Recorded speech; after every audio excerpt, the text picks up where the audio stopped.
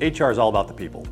It's about the people in the organization. But then it's thinking strategically about how do we make sure that our people are in a position to be successful, which then leads to our organization being successful. I see HR as the bridge between employees and employers. There's a middle ground where you can communicate, set the expectations, and really just make sure that there is understanding.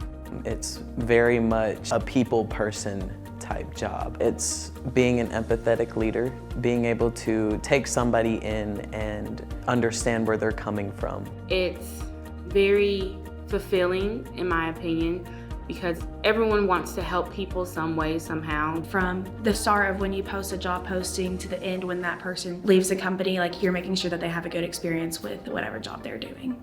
Because a lot of times when people see HR, it's always associated with kind of the negative side of business, because it's usually HR having to step in because somebody did something wrong or illegal.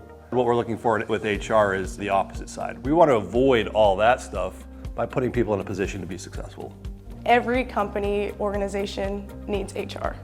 So I think the amazing thing about that is you can be interested and you're not just locked down in one little box, but you can work in any type of organization. Our faculty in the management leadership with human resource concentration have been amazing. They help you so much prepare for the future, and any exams that you have to have for the future, they give you real world problems because they've experienced it, and they get you all set up for building your resume, finding internships, to finding jobs. Instead of them just lecturing you the whole time, it's a lot of hands-on work. You're getting into different fields and seeing what can happen when you enter the human resource world.